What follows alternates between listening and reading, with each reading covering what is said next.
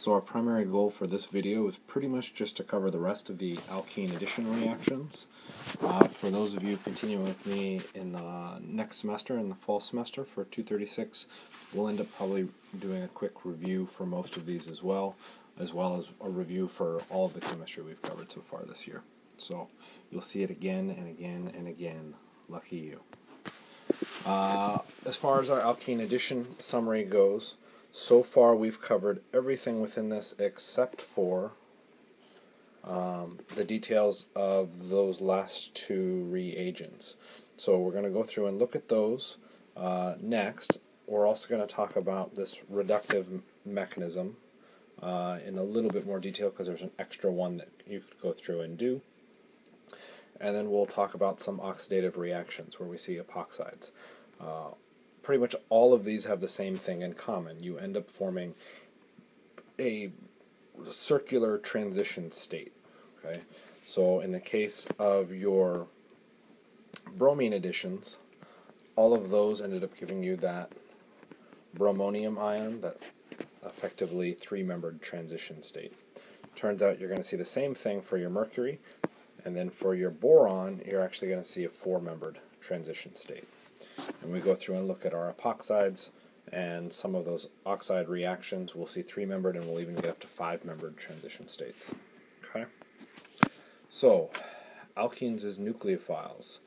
We've got these two last reagents, and so what we're looking at here are the obvious electrophiles, quote-unquote. So the reason why I say it's obvious, doesn't make it easy, is that we're looking at the hybridization of our boron. Yes, hybridization, all the way back to the beginning. That boron has 3 electron groups, which means it's sp2 hybridized, which means there is an empty p orbital on that boron, which means we can dump electrons into it. And that's ultimately what's going to happen when we run through our reaction. So if we start this off now with our alkene, we're going to take our boron, make sure I line this up right, here.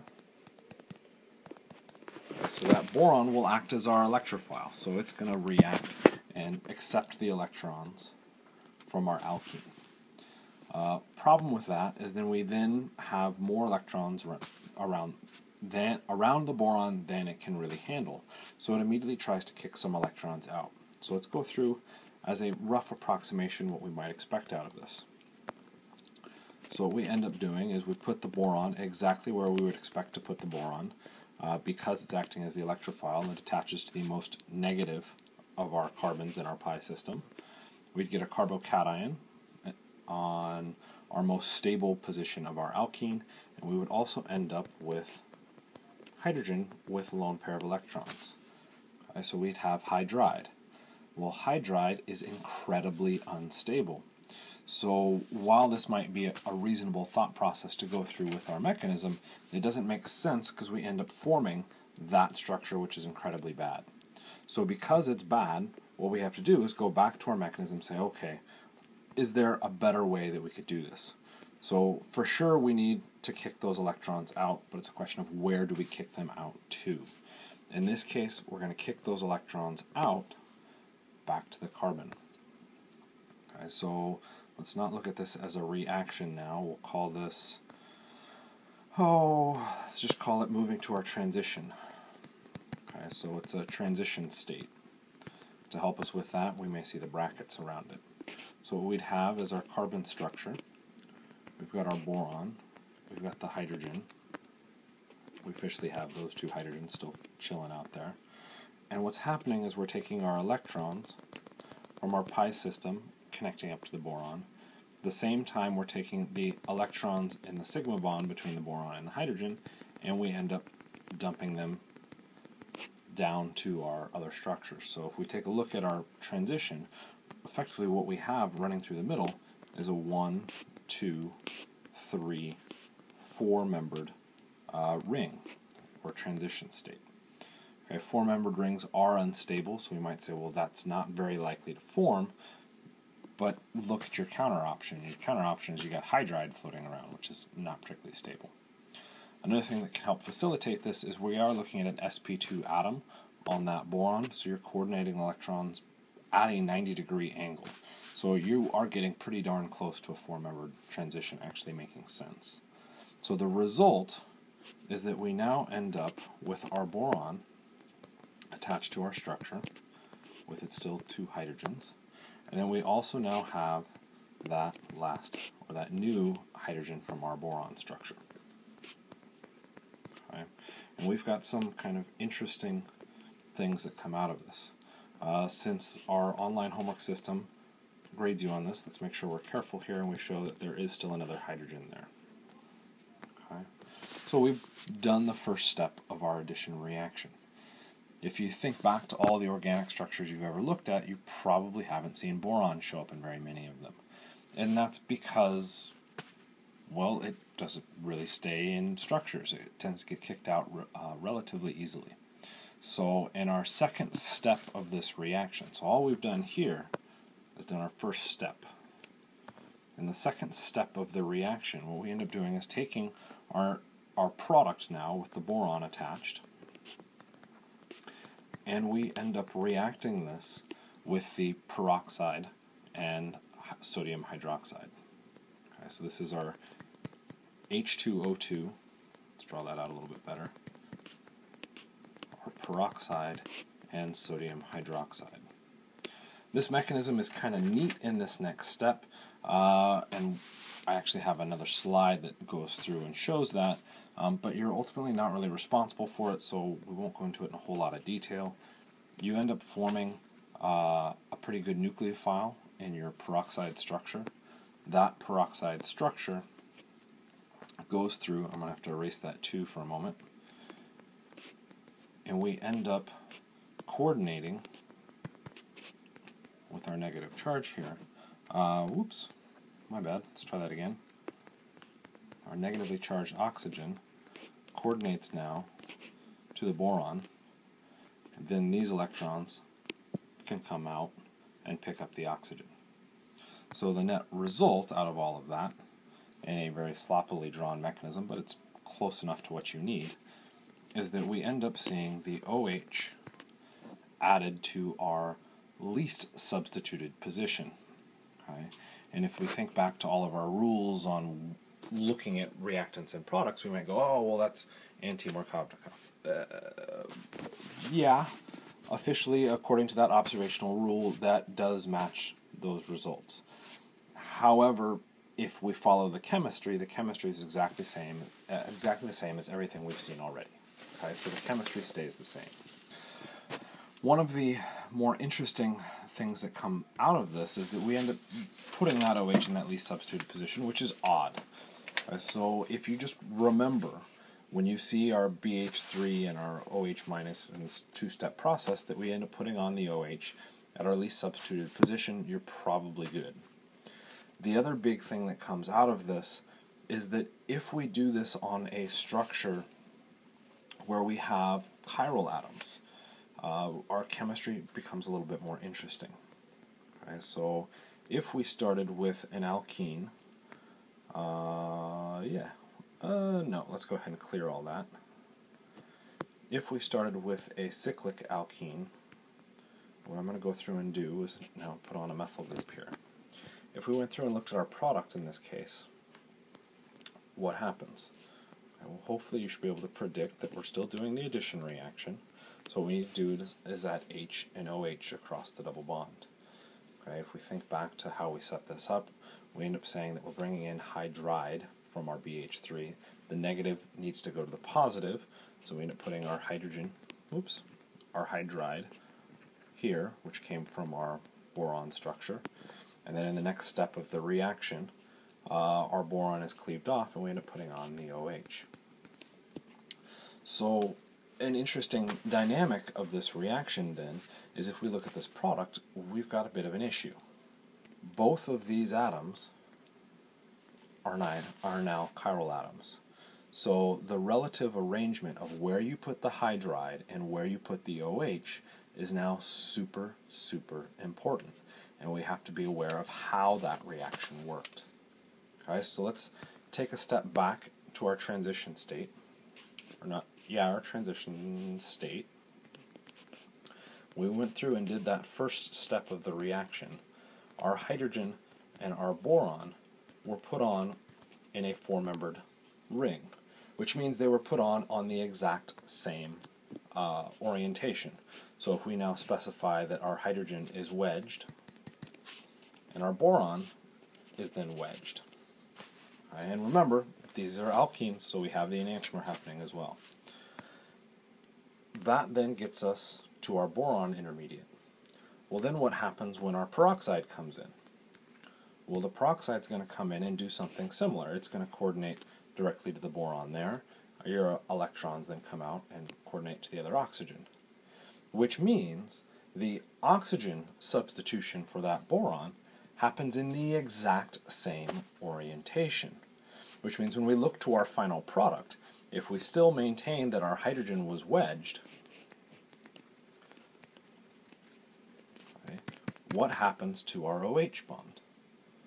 Well, since the OH is now completely substituting in the exact same orientation where the boron originally was, the OH ends up being wedged as well. This is an interesting reaction because we end up putting the hydrogen and the OH on the same side of our pi bond. This is different than every reaction we've looked at so far, because in most of those cases we had the anti-addition. We had to have something come in from the backside to push things off. Okay, so what we end up getting here is a syn addition. The ACS exam is famous for using both Hayworth projections, so ring structures and looking at it from the side, and looking at the product of this kind of reaction. Where did the hydrogen go? Where did the OH go? Their relative locations. Okay, so it's not just knowing where the OH went and where the H went, it's also knowing how they were added, which is in the syn addition type fashion. You're responsible for knowing that. How you want to remember it, you can go through and look at the chemistry, which we just worked through really, really quickly, or you can go through and memorize that. Starting to get late in the semester, probably memorizing is your best option. Okay. I was about to ask if there's any questions, and clearly there are no questions because I'm in my office by myself. So let's go ahead and push to the next slide. We'll come back to that in a second. Here's your BH3 peroxide mechanism. Okay. You'll notice that I went through and said the stereochemistry is maintained. It's kind of an odd statement to make because really all we're saying is that the OH and the H are added on the same side. So it's really in reference to the type of addition. It's a syn addition. And we could kind of reason our way through that. Both boron and hydrogen are relatively small, so we're looking at something equating our reductive reactions that we looked at with adding hydrogen. And in those cases, they had to add syn because hydrogen was too small. If we go through and look at our trans or our anti-reactions with bromine, those were anti-products because the bromine was so large it kind of blocked things out. So because we're looking at smaller atoms, we could potentially see a reason for the syn addition in this case. One thing I will note is that if you take a look at the boron reagent, you'll notice they're showing all the R groups. BH3 is a little bit tricky. All three of those hydrogens, technically hydrides, can add to a double bond, which means we only need a third of an equivalent of BH3 in comparison to our alkene starting material. Not a big deal to know that, just be aware that the boron reagent will react with your alkenes multiple times. So it's just kind of an interesting side issue. Last one to look at with our alkenes as with obvious electrophiles is this mercury reagent. Okay. The mercury reagent is kind of neat, also exceedingly toxic, and I don't recommend people working with it because of that toxicity issue.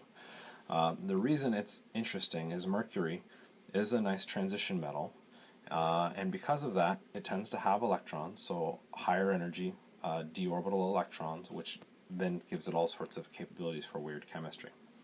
If we take it a step further, it also has really good leaving groups. So this might seem kind of familiar. Say maybe like this system. where we had electrons on a carbon with a really good leaving group. Or maybe it looks like this system, where we have electrons on our bromine with a really good leaving group. Okay, so it ends up doing the same kind of pattern that you get for all the others. The part that I tend to forget a lot, at least when I was learning this, was that mercury, while positive, does still have that lone pair, and we really need to take advantage of that lone pair. So we end up doing with mercury the same thing that we've been doing with all of our other reactions. The mercury reagent, I'm just going to go through and draw it as mercury with a lone pair and a positive charge. And actually I'm going to swap the orientation of those. Is our alkene will come out, react with that positive charge. The electrons on our mercury will come back down and form our three-membered ring transition. Okay. Because mercury doesn't want to have 3 or 2 bonds, it does carry this positive charge with it. So what we have now is the mercuronium ion, very similar to the bromonium ion. And when we looked at the bromonium ion, right, and we looked at that actual system, our bromonium reacted with water, and that water ended up attacking the most substituted position, and that largely had to do with this being a phenomenal leaving group. We don't want our bromine to be positive. We end up seeing a very similar system when we look at our mercuronium. Mercury doesn't really want to have that positive charge. It wants its electrons back, so it ends up pulling electrons away from one of those bonds, and in particular we end up seeing that pulling from our more substituted carbon. This means I can then introduce a nucleophile, and that nucleophile can come in, attack that position, break the mercuronium ion open, or break that 3-membered ring transition state open, and I can get to my first product. So there's my nucleophile, and then there's my mercury with its electrons back and all nice and happy. Okay. The standard way this reaction is run is that you'll typically see it with that nucleophile, being water. So our nucleophile in this case ends up being the lone pairs on an oxygen. The other option is that we can bring in yet another oxygen source, except this time we put on an R group. That R group can be anything. Okay? I'm seeing a lot of questions from our homework on this. That R group can be this big nasty ring, okay, which I can connect out to another ring. And I can connect it to, oh, I don't know, let's connect it to a little pineapple that lives under the sea. Okay, so it doesn't matter what else it's connected to. It's still an oxygen, it still has the lone pairs, it's still a nucleophile. Ignore the R groups. Okay? So if we run it in this case with water, our nucleophile atom now switches out, and we end up with water attached. Oxygen doesn't want to be positively charged, so it can suck the electrons away from one of those hydrogens, and we end up having added OH to our structure. You'll also notice that we still have the mercury on there. Well, that mercury is not a particularly nice thing to have on there, and so we want to get rid of it in any fashion that we can. That is step number 2. So what happens in step number 2 is that we still have our mercury attached, okay, with our OH there. There's our mercury with its lone pair. And you'll notice the reagent we end up using is another boron structure. Okay? Except this one's a little bit different. The hybridization of that boron is now not sp2 but sp3. That means that that boron is actually carrying a very strong negative charge. And that negative charge is really sitting in the hydrogens on the outside. Since the hydrogens now have more electrons, really what we have is H minus. The H minus can come in and kick out the mercury. As the mercury picks up more electrons, we now have, first off, our final product, our OH, and our new H, and we'll address that issue here in a second. And then that mercury floats off back into the solution with our lone pair and that positive charge. We've regenerated our,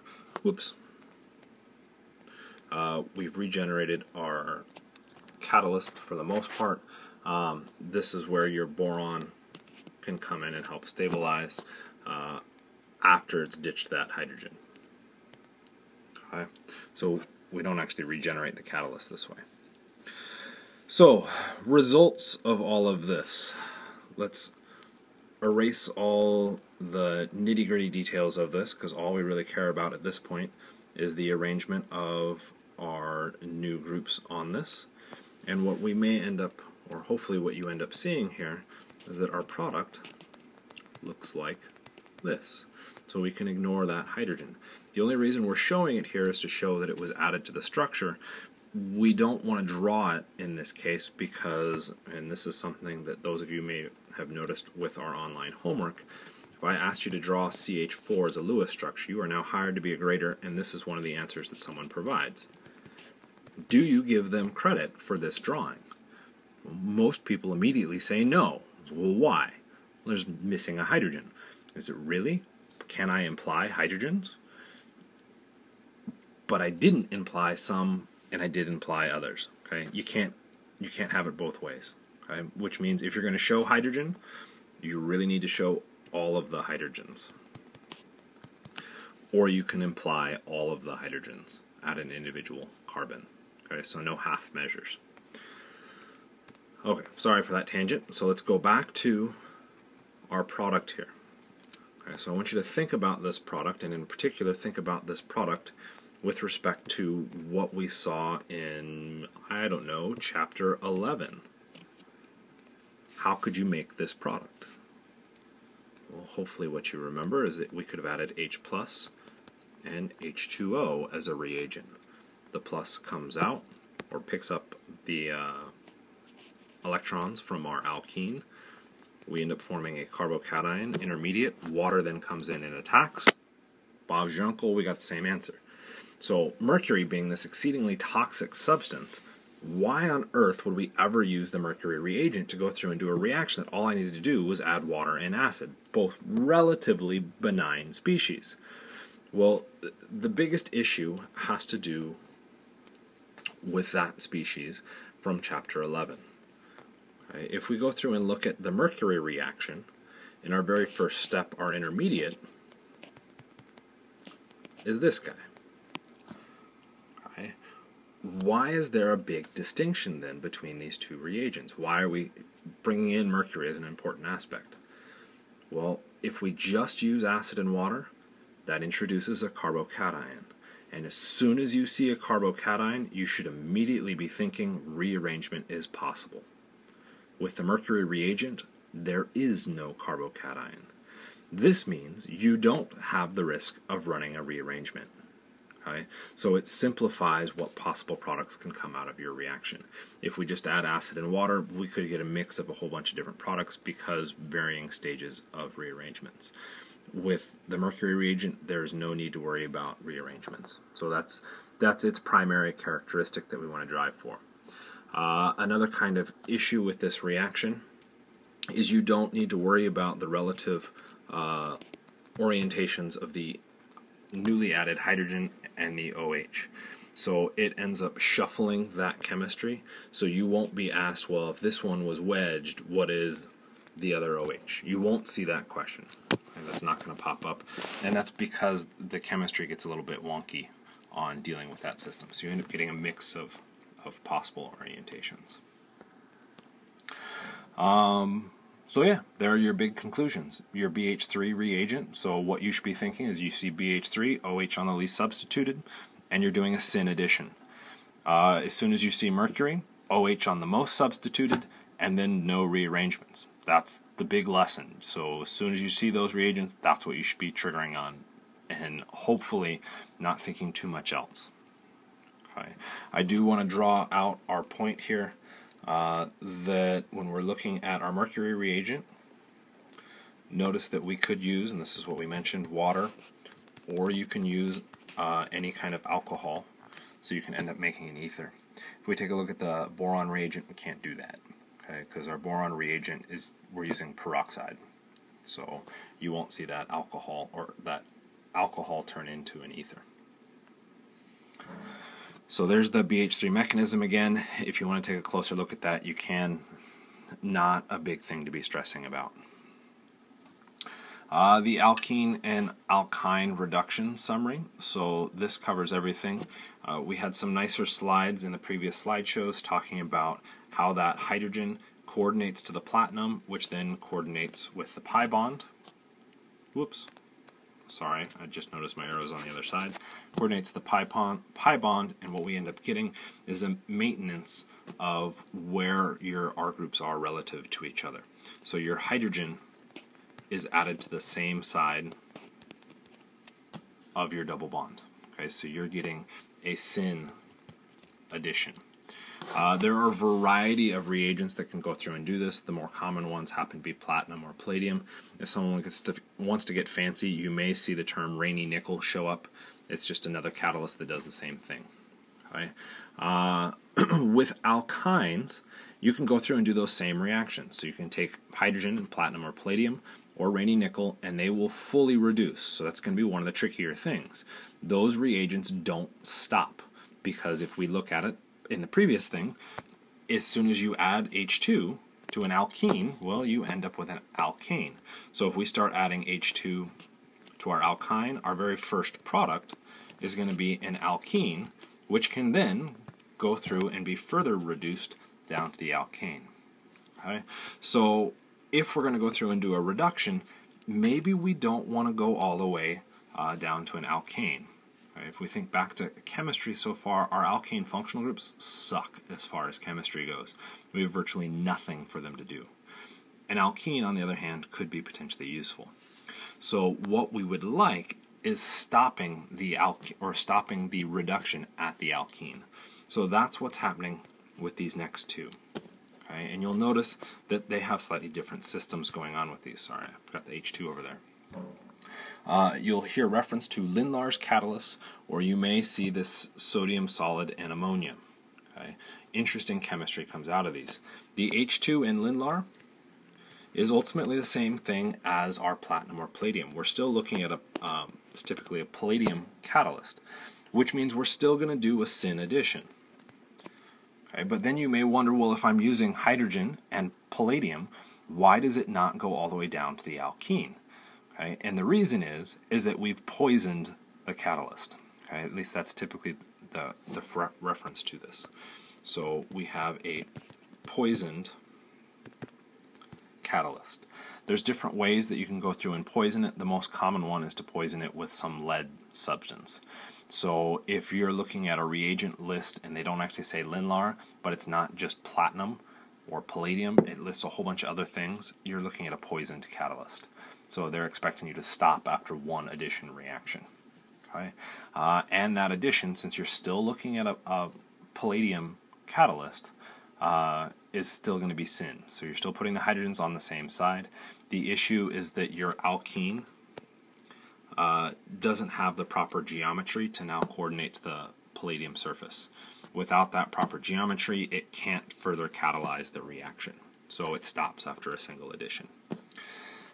The last one is a little bit more interesting, because if we take a look at the result, you notice that we're getting our hydrogens added on opposite sides of the double bond, which means we had an anti-addition. Okay, and that's a bit weird, because we said hydrogen can't coordinate across the double bond, so we needed the platinum or a metal catalyst to initiate and get that to work. But you'll notice also in this reagent, or this reaction, there is no H2. We aren't adding hydrogen gas. What we're actually adding is sodium metal and ammonia. And I know what you might be thinking, sodium doesn't do anything. That's why we've always crossed it off. Okay, well, sodium ion does not do anything. Sodium solid is a slightly different story. Sodium solid is not Na+, but a sodium atom with an electron. That single electron can go through some interesting chemistry, and it's actually that single electron that explains why your group 1 metals are actually bases. Okay, so you can do some kind of cool stuff with that. So it can act as a reducing agent and get you to the trans-alkene. So that's your big difference. You get a trans-alkene because you get the anti-addition. I'm not particularly concerned that you're aware of the mechanism, but here it is in any case, so please feel free to go ahead and pause it and take some time to look at it. I'll real quickly kind of address some of the finer points. You'll notice that the arrows being used in most cases are single-headed arrows. Okay, and we'll be talking about our single-headed arrow reactions on Monday. So we're just transferring single electrons. Why are we transferring single electrons? Because sodium only has one valence electrons that it can go through and share. So in our very first step, we end up forming a bond between carbon and sodium. That is an ionic bond, so that actually makes sense to go through and effectively erase the sodium atom, as we've done in previous cases, and just put the lone pair of electrons on our carbon, which is what's being shown in that next step. We now have an extremely basic carbon that can pull off hydrogen from the solvent around, which is ammonia. Okay? And you end up going through, you end up with the trans product largely because of this transition. We want those R groups as far away from each other as possible. It's lower energy double bond or lower energy result. Okay?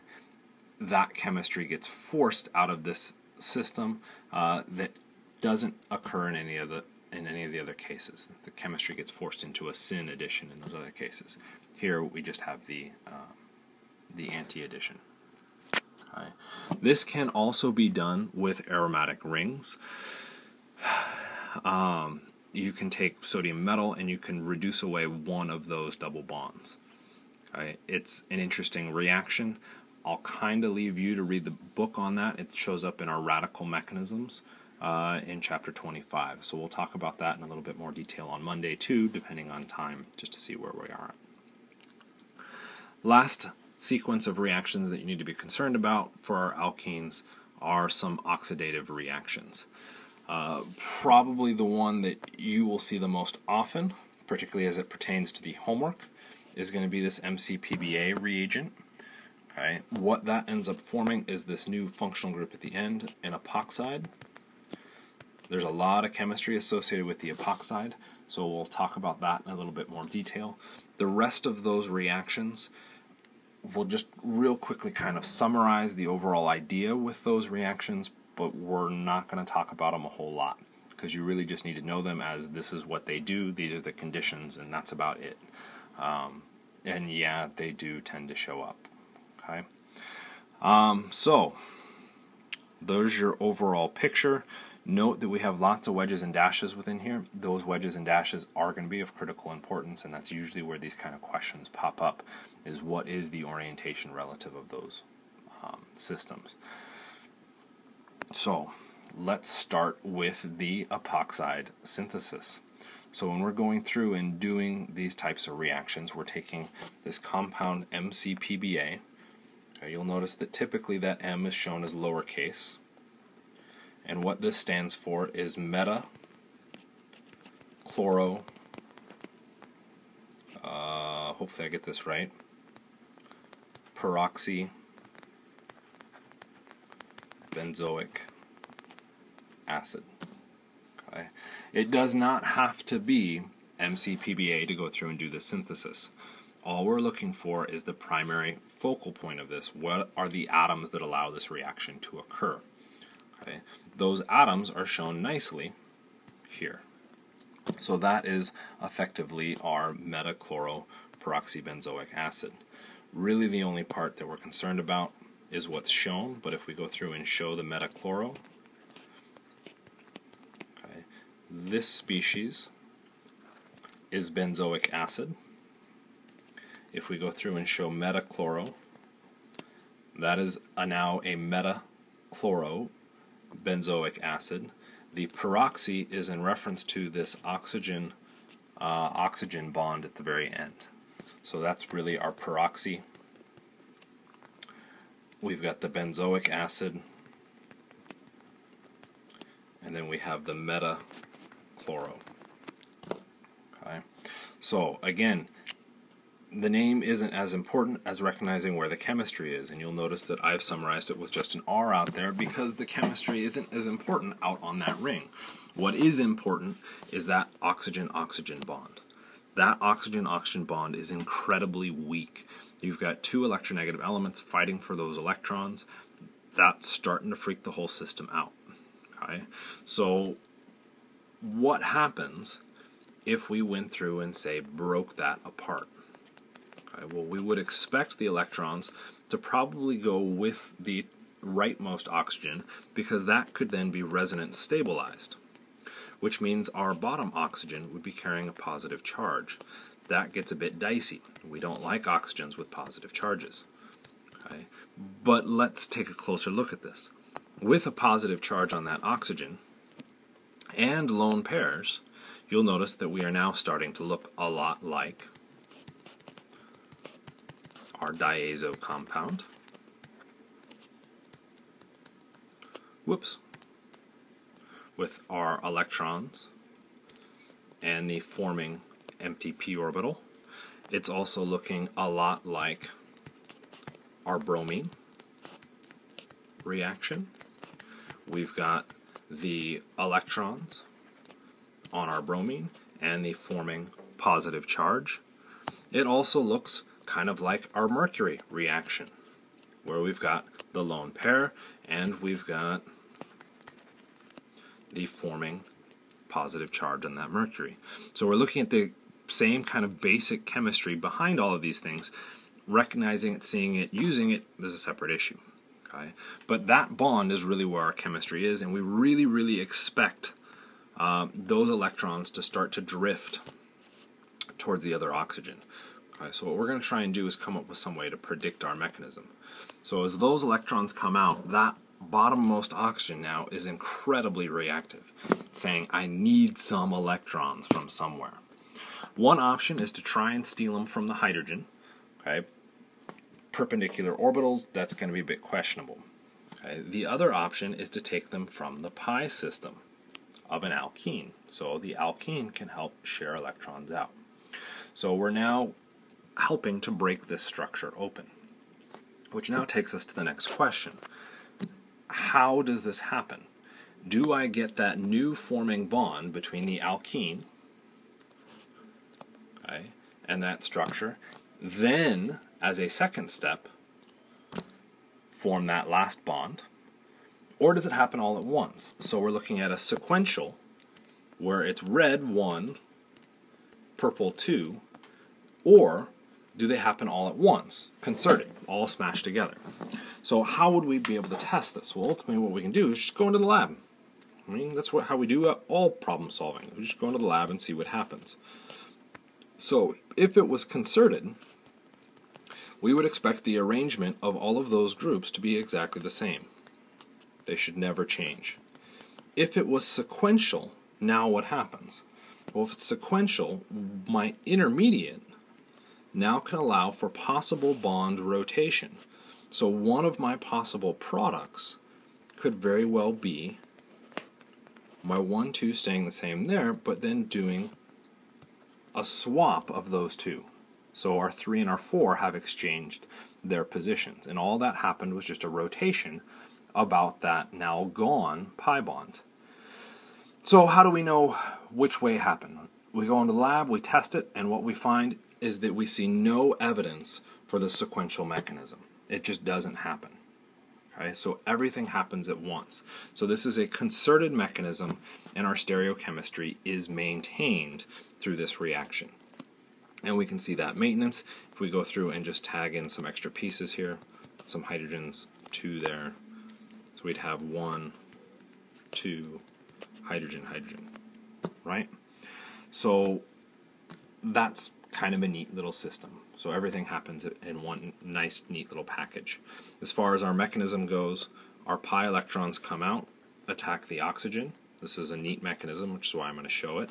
we're going to break the bond between our oxygens, which is going to make a new pi bond, okay, which then means our carbon has too many bonds, so we break those electrons, come out, pick up a hydrogen, but then the hydrogen has too many electrons, so it kicks electrons out to our other carbon. The net result is we do form our epoxide, and what I will now color as our purple bond forming for our epoxide, but then the other product that comes out of this is then our inert, or now inert, acid. Okay, so kind of a neat little result comes out of that. You will notice that I drew two possible orientations, okay, for your results here. So it depends ultimately on your viewpoint on which one you see. I tend to like that first orientation better because what I'm now trying to show is a direct translation from how I formed the epoxide. The oxygen came in from above, okay, which now means it's in the plane of my paper, so I can draw solid lines for those. Okay, and then I can also naturally include the wedges and dashes. That is very rarely how it's drawn, because we would very rarely ever see an alkene drawn with wedges and dashes because they're technically all on the same plane, so we don't need to see that. That's why they end up drawing it out like that. Which then means if we look at our epoxide product, we're then putting our oxygen, in this case, above the plane of our atoms. I don't like this view on it. It's technically correct, but it's confusing for me. Okay, so whichever method works for you. I've drawn them both out all the way through. I'm going to stay focused on the one where the wedges and dashes are included off of the atoms or the substituents. Okay, so this version of the drawing, because I can see that a little bit cleaner. Because it's concerted, stereochemistry is maintained. So we end up again with a three-membered kind of reactive transition state. Even more so, our product is now a three-membered ring. Okay? So just like with all of our other reactions where we generate these crazy three-membered rings, that three-membered ring can now be broken open because to alleviate that bond energy or the angle strain within it. So now what we need to be concerned about is what can happen with each of these.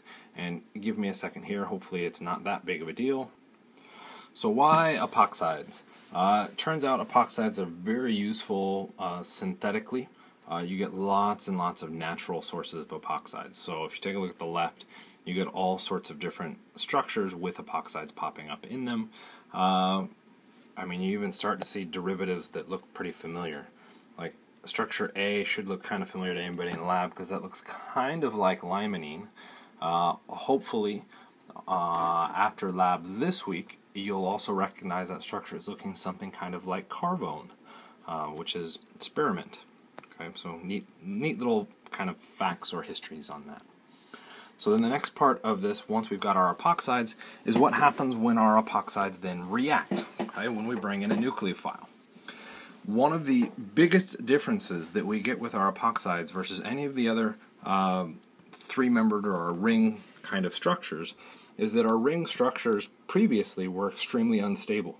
You had a phenomenal leaving group, you had a charged mercury, you had a charged bromine. Those things just wanted to explode off of the structure. When we look at our epoxide to begin with, it's not charged. Okay, so there really isn't a great leaving group. And if we had our nucleophile come in and just straight up pop in and break that open, what do we end up with? Well, you'd end up with a negatively charged oxygen. That's not really a stable species. Okay, so we've got a bad leaving group. So depending on the conditions that we run this next sequence of steps in, we're going to end up seeing slightly different results. So the first one that we're addressing here is the basic or neutral conditions. Okay, so what happens under basic conditions? Well, under basic conditions, yeah, we form this negatively charged oxygen, and that is incredibly a bad leaving group. But what's it leaving into? It's leaving into an environment that already has incredibly unstable, negatively charged species. So it's actually okay. So it's not great, but it's okay. The next part of this that becomes challenging is that if once we say, okay, it's fine to go ahead and do it, we now have to address which bond breaks, because we have two choices. We can either have the nucleophile come in and attack, as we've been seeing in the case of our bromonium intermediates, and our mercury for that matter, that it attacks the more sterically hindered side, and we end up with our negatively charged oxygen, or it comes in and attacks the least sterically hindered side, and we end up with a slightly different product. So now the question becomes, well, which one is the correct one? Oops, I forgot to draw on the nucleophile, that first product.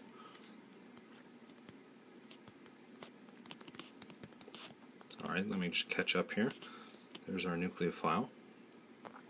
Or in the other one, we'd end up forming O- on that other position.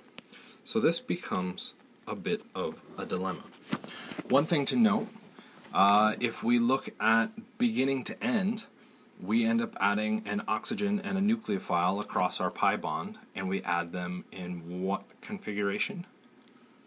Hopefully you can recognize that as an anti-addition. They're on opposite sides of the structure. The ring kind of prevents the same side attack. Okay, so we've got these now on opposite sides. We've got our anti-addition. Which one is our correct answer? Okay, so red or blue? We'll give you a minute to think real quickly about that, and by a minute, that's about as long as you get. Okay, so with the case of the bromonium or the mercury, red was our answer. Okay, and the reason why, and we talked about this kind of in class, and it's a very hand-wavy argument, but any way you can remember it, is that we had phenomenal leaving groups. Those leaving groups were really already halfway out the door with the electrons, so what we were really evaluating is the stability of a forming carbocation. And under those circumstances, we wanted the most substituted carbocation. That's where our nucleophile attacked. These conditions are different. We don't have a phenomenal leaving group. Our oxygen is actually quite happy to be existing exactly where it is with those two bonds to the carbons, both the red and the blue. Okay, so it doesn't really want to leave the structure. There's no reason for it to start taking the electrons away, which means if it never starts taking the electrons, we never form a carbocation. No carbocation, I'm not running under a steric hindrance, or I'm not running under a stability argument. I'm now running under a different assumption. That different assumption, if we're not looking at stability of a carbocation, then needs to be sterics. Okay? Which of those two positions is now more sterically hindered to the point that it would prevent the nucleophile from attacking? Okay, well, if we look at that, the big difference is that that red one now has more groups around it because of that R group. That R product is actually sterically hindered, which then means it does not form. Bummer. Okay? So we would hope that we could have memorized something and everything would have stayed the same. It doesn't quite work that way. So what ends up happening is we only form the product where our nucleophile attacked the least sterically hindered position. Okay? This generates this negatively charged oxygen. You'll almost never see this drawn out where it's a negatively charged oxygen, and you almost never see the second part of this, which is getting to the final product, which is now the protonated oxygen. And the question becomes okay, well, where did that proton come from? If we're in basic conditions, we don't have anything to pick that up. So what happened with it? One of the things that tends to happen in mechanisms is we ignore that when we move into the lab, we do things after we run the reaction, like work up the reaction. So in the workup of our experiment, very commonly we almost always add water. Okay? So an addition of water, maybe a mild acid, would provide the hydrogen to protonate that. Okay? And we would end up with our final product with the nucleophile having attacked the least sterically hindered, and we'd have the proton attack attached to it. Okay. Again, notice I'm showing two, quote-unquote, two products. These are supposed to be representing the same thing. You're just looking at a different viewpoint. Okay. Remember how I said I liked the wedge-dashed version? A little bit easier for me to see. And that first one, that's the one that we just walked through and talked about. If we look at the epoxide being not in the plane of the paper, okay, well then the nucleophile has to come from the opposite direction of our epoxide ring. Our epoxide ring is at us, so the nucleophile has to come from behind. It needs to be dashed. Up to you, whichever one you see and can manipulate easier. Okay, so now we've got the next question out of this. What happens under acidic conditions?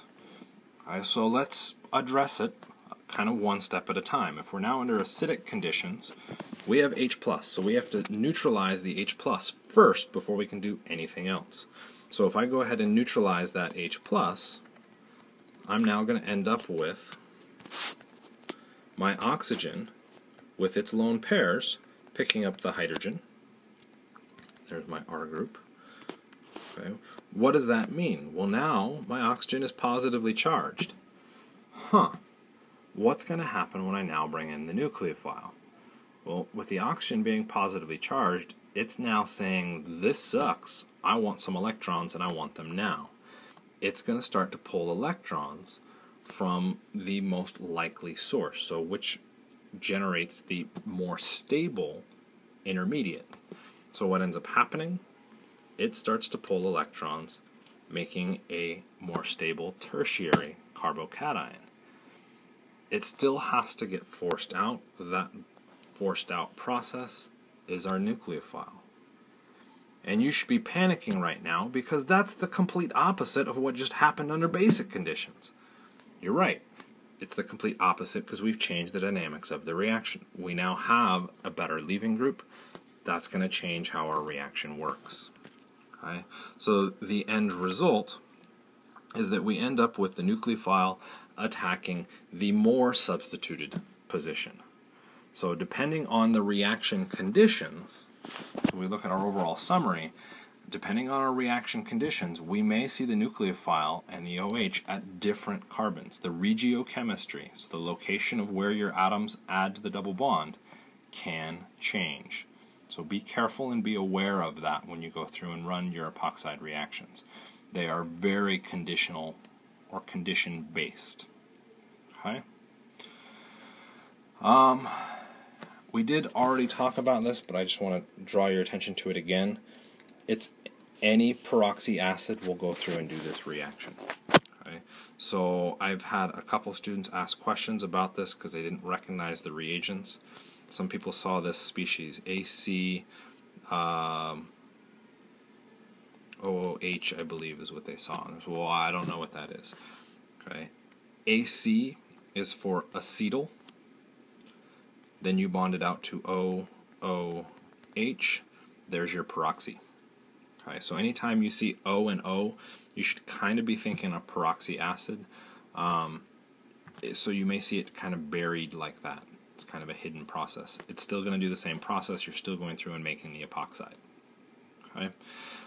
Last kind of hidden way you'll potentially see this is you may see RCO3H. O3 because you have 1, 2, 3 oxygens, and there's your C and there's your R. Okay, so those kind of abbreviations do show up. I tend to not like them because it's ultimately just, do you know how somebody else talked about it, and ultimately do you know how some old dead person talked about it in the past. So be aware of it. You may see that pop up. If you got questions about it, you can ask. I may not be able to help you when it comes to the final. When it comes to your homework, ask. Ask me those questions. Okay. So, last part of this is looking at your kind of what I've called strict oxidation reactions. We've got metals popping up in here. So metals are pretty awesome because they do mediate electron transfer reactions pretty well. You're looking at d orbital electrons. Those d orbital electrons are higher in energy. can jump around to different orbitals. You can get all sorts of weird junk just happening in all of those systems. Regardless, you kind of need to know what's going on with these. In both the upper case, which is osmium tetroxide, and the bottom case, potassium permanganate, you end up going through the same intermediate. Okay? You go through this cyclopentyl intermediate. Okay? So your oxygens from your metal, so if we draw out a quick example here, you've got your metal, whoa, that was supposed to be an M. You've got the metal with your oxygen bonds coming out. Depending on the exact Lewis structure, you may see varying bond patterns in here. I guess I should show those in a different color. Those may or may not be double bonded depending on what you're looking at. Okay. So in the case of the osmium tetroxide, they are double bonded. In the case of the permanganate, one of them is a single bond. Okay. And so your result is that your pi bond comes out, your alkene comes out, attacks the oxygen, you shuttle electrons to the metal, which then means you have to have electrons come out from your other pi bond within the metal oxide structure, and you end up forming a cyclopentyl intermediate. Okay, so cyclopentyl because you have 1, 2, 3, 4, 5 atoms in this. If we kind of ignore for the moment, and I'm going to be kind of tricky here, ignore for the moment the possible products that would come out of this, we need to somehow cleave that metal off. Okay, so if I just told you that we end up cleaving it off with water. Okay, so we now have a water nucleophile needs to come in and bust this out. The exact dynamics of it, again, aren't going to be all that important. We could either have them attacking the metal, we could potentially have them attacking here. It does actually attack the metal. What is going to be the result? Okay, well, if water comes in and kicks out that metal structure, what we should end up with then would be what's referenced as a diol. Okay, di-alcohol, so 2 alcohols. Problem with this product, we have 2 stereocenters. If we've got stereocenters, we need to be very careful on showing our wedges and our dashes. We'll go back to the cyclopentyl intermediate. What would we expect the relationship between those oxygens to be? Well, if we're locked into this cyclic structure here, the net result is that your oxygens are going to have to be on the same side. So they're either both wedged or they're both dashed. Okay? So we end up with a cis diol. Okay? Or we've done a syn addition. So we have a cis diol. Sorry, let me respell that. D-I-O-L. Or we have a syn addition. So we've got both verb conjugations on that. So if we look at those products, that's indeed what we end up seeing. So both, since they're both going through this kind of weird intermediate, that's what ends up happening. You'll notice that they've got some other reagents listed in there. Once you've formed the cyclopentyl intermediate, something else has to happen. In the case of the osmium tetroxide, we have to add in some other secondary reagent to help cleave that off, because we are doing some electron shuffling around. In the case of the permanganate, we need the hydroxide. Which brings up the next issue. If you look immediately to the left with our peroxide, in one condition you get the cis diol, in another condition you get a bunch of carbonyls forming. Okay, and now we got to know why is one happening versus the other. It turns out that permanganate is just a wicked strong oxidizing agent. So if you give it the opportunity to, it will oxidize the crap out of whatever it can touch. Okay?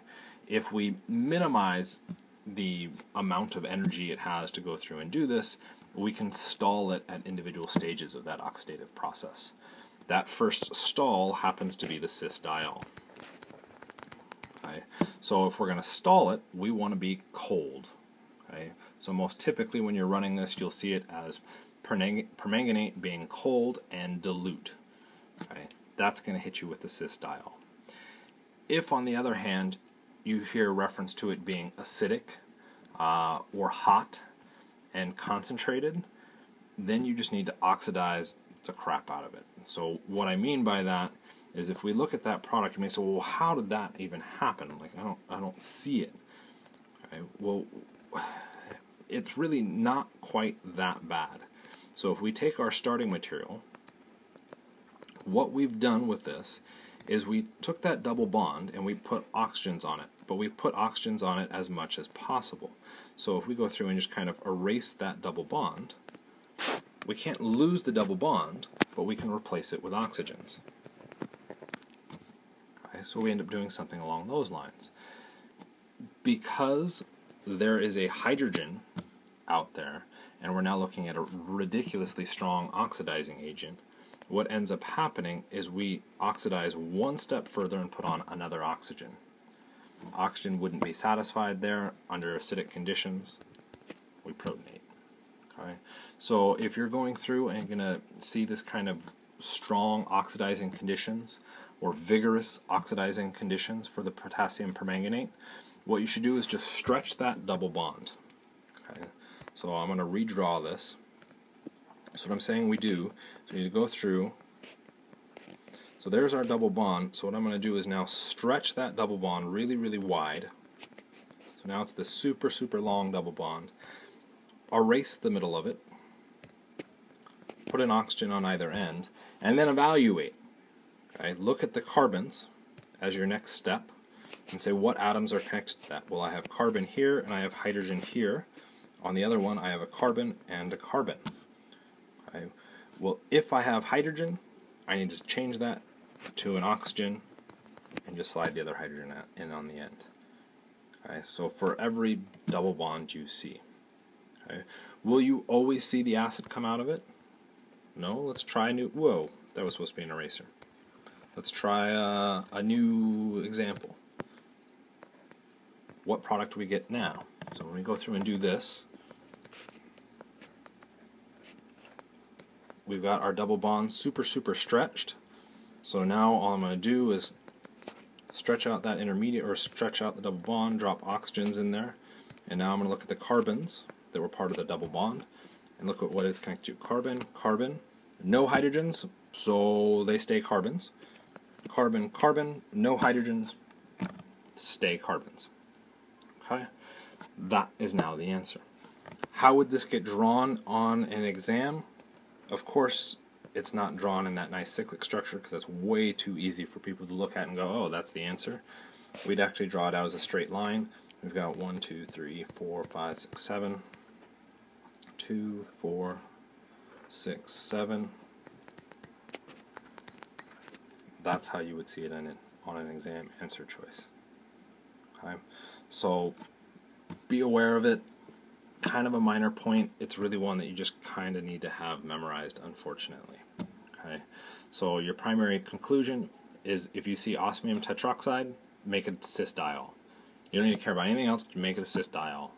Permanganate, if you see it dilute and cold, cis diol.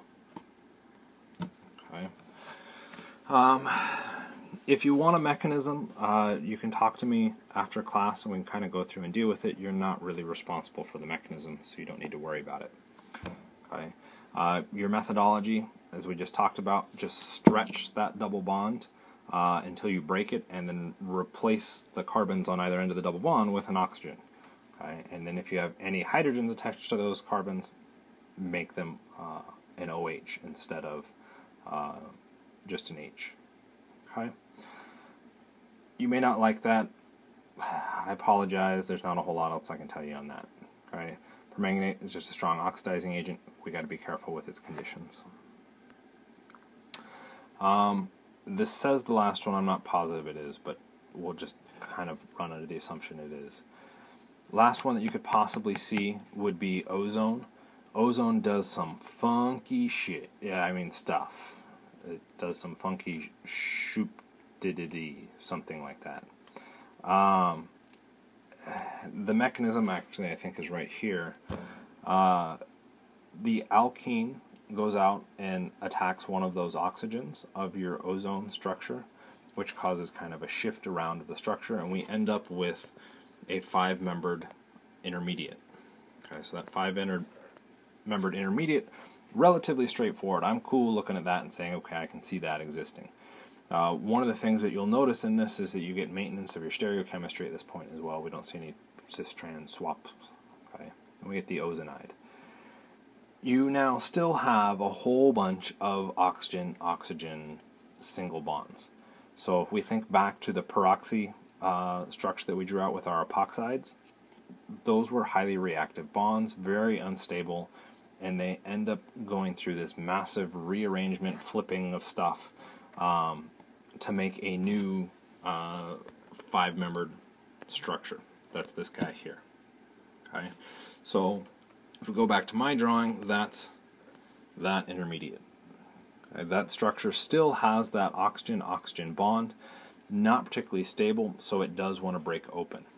Okay, depending on what conditions we've now further supplied to our reaction, we may see slightly different results come out of this. If we run, because it is still ultimately an oxidation, you are adding a whole bunch of oxygen bonds to this, but if we do it as it's called a reductive workup, you can stop the full oxidation. If you just let it go, you can end up doing the full oxidation reaction. And so what we're talking about is really in reference to that hydrogen versus that OH. Okay. Under the oxidative conditions, that hydrogen is replaced with an oxygen. Under the reductive conditions, the hydrogen stays. Okay, so we end up forming an aldehyde versus a carboxylic acid. You have to be kind of familiar with the reagents to recognize what's happening in each of those cases. Your oxidative conditions, it's a second step. You'll sometimes see water. You may see nothing at all, in which case ozone on its own is extremely oxidative, and it will fully oxidize out on its own. Okay? If we run under reductive conditions, we have to add some more reagents. So there's 2 common ones that typically show up, though really the first choice is your most common one. It's dimethyl sulfide, and what ends up happening in that case is that we have to account for that extra oxygen somehow in this process. It has to go somewhere. So under the reductive conditions, we're adding almost an oxygen trap, and in this case that oxygen trap happens to be dimethyl sulfide. So what ends up happening is your sulfur picks up the oxygen. There's our oxygen trap.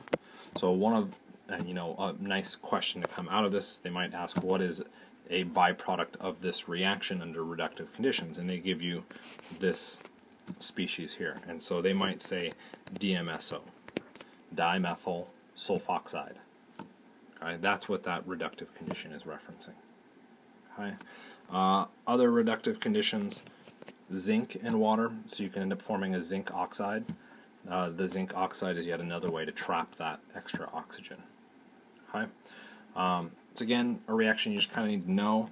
Not that important for this semester, though it is officially an addition reaction with a cyclic intermediate that we should be talking about. So I wanted to make sure that it's at least out there and you guys have seen it.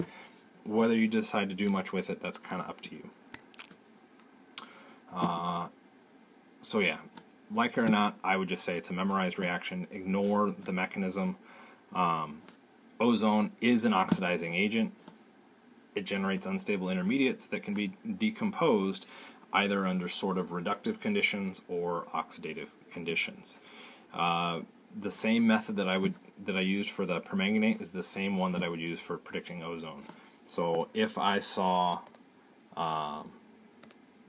say, this starting material, what I would do is redraw it where I've now stretched the double bond really, really long.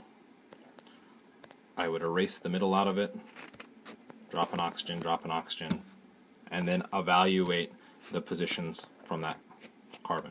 So carbon, carbon, carbon, carbon that says, regardless of what conditions, reductive or oxidative, I can't oxidize anymore. That's the end of my structure. That's where I would stop. That's my final answer. Okay.